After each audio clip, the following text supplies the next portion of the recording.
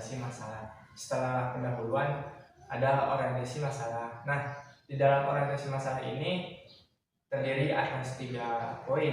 Di poin yang pertama itu seorang guru harus memberikan apersepsi. Apersepsi itu pengetahuan yang harus kita ketahui tentang suatu bidang tersebut. Nah, di pembahasan kali ini yaitu kita perlu ataupun seorang guru itu perlu membangkitkan pengetahuan peserta didik mengenai keberagaman budaya masyarakat di Indonesia. Di poin yang kedua dalam orientasi masalah itu seorang guru memberikan sedikit pertanyaan ataupun memberikan beberapa pertanyaan kepada peserta didik yang bertujuan untuk mengukur kemampuan awal peserta didik. Selanjutnya pada poin yang ketiga dalam orientasi masalah itu seorang guru memberikan contoh masalah ataupun beberapa masalah mengenai keberagaman budaya masyarakat di Indonesia. Akan mengambil 2 contoh dalam masalah ini. Contoh yang pertama itu perkelahian antar suku dan kurangnya sikap toleransi dalam bermasyarakat, budaya ataupun beragama. Assalamualaikum warahmatullahi wabarakatuh. Waalaikumsalam warahmatullahi wabarakatuh. Apa kabar anak-anak? Sehat semua? Baik. Baik, sekarang Ibu akan membahas mengenai keberagaman budaya masyarakat di Indonesia yang berdasarkan Bhinneka Tunggal Ika. Negara Indonesia itu diwarnai oleh berbagai macam perbedaan, mulai dari kondisi wilayah, suku, budaya, adat istiadat, dan agama. Nah, perbedaan inilah yang menimbulkan banyaknya keberagaman di wilayah Indonesia yang sering kita sebut dengan semboyan Bhinneka Tunggal Ika. Nah, apakah kalian tahu apa arti dan makna dari semboyan Bhinneka Tunggal Ika itu sendiri? Saya Bu. Ya, coba jelaskan. Bhinneka Tunggal itu yang artinya berbeda-beda tetapi satu jua, yang bermakna walaupun bangsa Indonesia ini memiliki banyak budaya, suku, ras, dan agama, tetapi banyak masyarakat tetap bersatu dalam kesatuan bangsa Indonesia. Ya, betul sekali apa yang tadi dijelaskan oleh Umi, bahwa Bhinneka Tunggal Ika itu artinya berbeda-beda tetapi satu jua, yang mana Indonesia memiliki keberagaman budaya yang banyak. Walaupun begitu, sebagai warga Indonesia kita harus tetap bersatu dalam kesatuan negara Republik Indonesia. Nah, langkah-langkah yang selanjutnya itu pengorganisasian peserta didik. Setelah tadi sudah dijelaskan pengertian orientasi masalah, sekarang kita akan membahas pengorganisasian peserta didik. Nah, di dalam pengorganisasian peserta didik ini terdiri atas 3 poin. Di poin yang pertama itu guru membagi 2 kelompok. Selanjutnya di poin yang kedua itu guru memberikan lembar kerja kepada anggota kelompok. Nah, di poin yang terakhir pada langkah-langkah pengorganisasian siswa itu seorang guru memberikan arahan kepada peserta didik untuk bekerja sama ketika diskusi berlangsung. Nah, dari anggota kelompok tersebut yang pertama ada yang bertugas menyelidiki masalah mengenai keberagaman budaya masyarakat di Indonesia. Nah, ada juga yang menjadi notulensi, artinya seseorang yang mencatat hal apa saja yang perlu dimasukkan ke dalam tugas. Lalu yang terakhir ada juga yang bertugas menyampaikan ide pemikiran untuk mengemukakan dan menyelesaikan permasalahan. Sekarang Ibu akan membagi tugas menjadi 2 kelompok. Kelompok pertama ada di sebelah kanan Ibu dan kelompok kedua ada di sebelah kiri Ibu.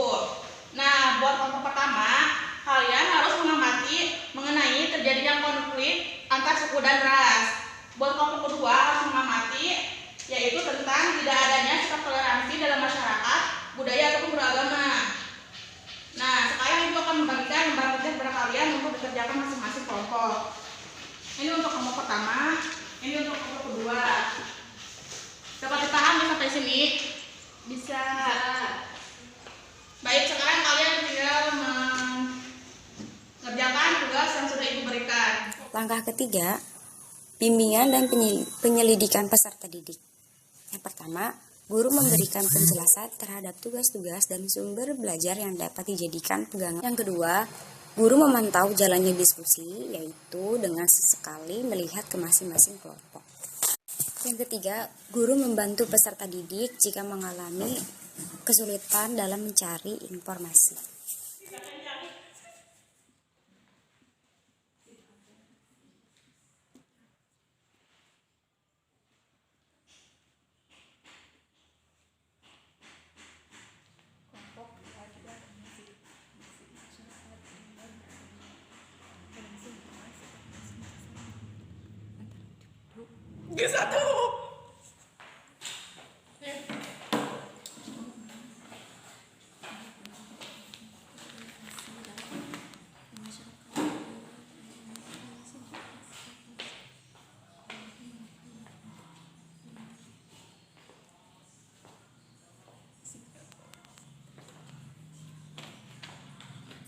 Langkah keempat, penyajian hasil diskusi dan presentasi. Yang pertama, guru meminta peserta didik untuk mempresentasikan hasil diskusi dari kelompok.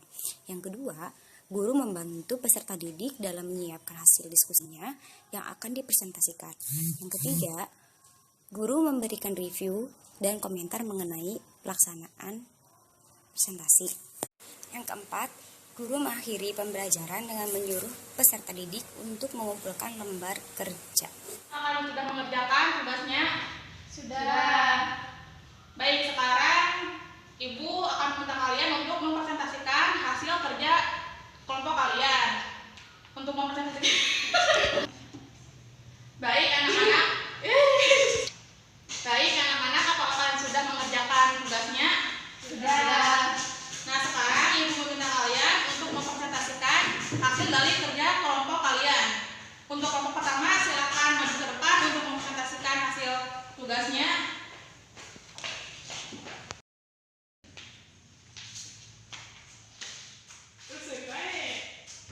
Bismillahirrahmanirrahim. Assalamualaikum warahmatullahi wabarakatuh. Waalaikumsalam warahmatullahi wabarakatuh. Saya di sini dari kelompok 1 akan mempresentasikan perkelahian antar suku dan ras. Jadi, terjadinya perkelahian antar suku dan ras ini sering terjadi di Indonesia, khususnya di daerah timur. Sebagai negara yang memiliki banyak suku, sudah banyak kasus kekerasan antar suku serta sudah memakan banyak korban jiwa. Contohnya seperti di Sambas, Kalimantan Barat, yaitu konflik antar suku Dayak dan Madura yang berawal dari adanya perbedaan sosial budaya yang melahirkan perbedaan pemahaman, sikap dan perilaku yang menimbulkan pandangan negatif sehingga peristiwa yang hanya sepele dilakukan oleh individu dapat menimbulkan konflik antar suku.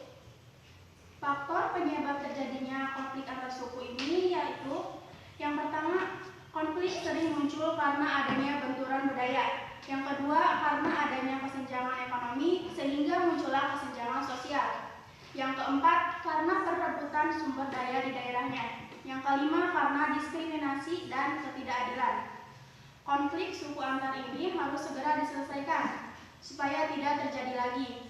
Cara untuk menyelesaikannya yang pertama, bernegosiasi, yaitu mencari penyelesaian masalah dengan berdiskusi antar kedua suku yang terlibat konflik tersebut. Kedua, mediasi, yaitu penyelesaian masalah dengan melibatkan pihak ketiga, yang mana nanti keputusan pihak ketiga ini yaitu menjadi keputusan final, contohnya pengadilan. Dan ketiga, rekonsiliasi yaitu proses mengatasi konflik yang mentransformasi ke keadaan sebelum terjadinya konflik. Sekian, terima kasih dari kelompok 1. Wassalamualaikum warahmatullahi wabarakatuh. Waalaikumsalam warahmatullahi wabarakatuh. Kelompok 1 sudah menjelaskan hasil presentasinya, sekarang tinggal kelompok 2 yang menjelaskan hasil kerjanya. Silakan untuk kelompok 2 maju ke depan.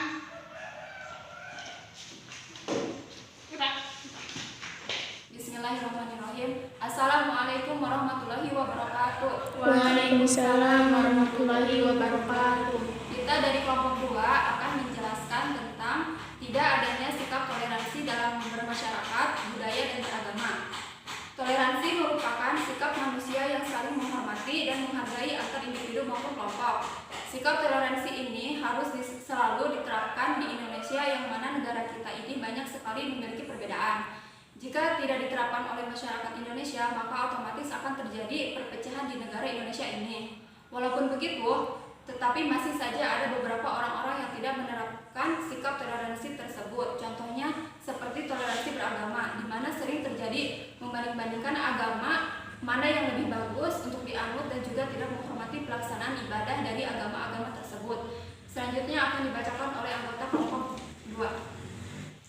Faktor penyebab tidak adanya sikap toleransi tersebut yaitu tidak adanya silaturahmi dan saling menerima perbedaan, tidak adanya sikap tolong-menolong, dan tidak adanya sikap saling menghormati antara sesama. Oleh karena itu, sebagai masyarakat yang baik, kita harus selalu menerapkan sikap toleransi ini setiap saat. Terima kasih. Wassalamualaikum warahmatullahi wabarakatuh. Waalaikumsalam warahmatullahi wabarakatuh. Langkah 5, analisis dan evaluasi proses pemecahan masalah.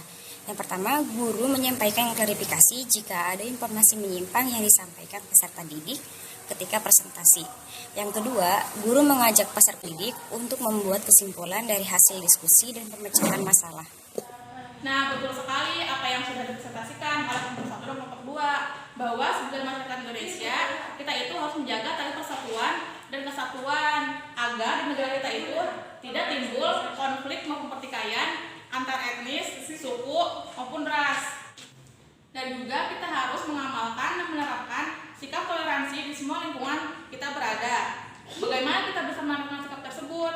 Yaitu dengan saling menghargai jika kita melihat adanya perbedaan dan mempererat tali silaturahmi supaya kita terhindar dari pertikaian dan konflik. Sampai di sini materi mengenai keberagaman budaya masyarakat Indonesia. Apakah kalian sudah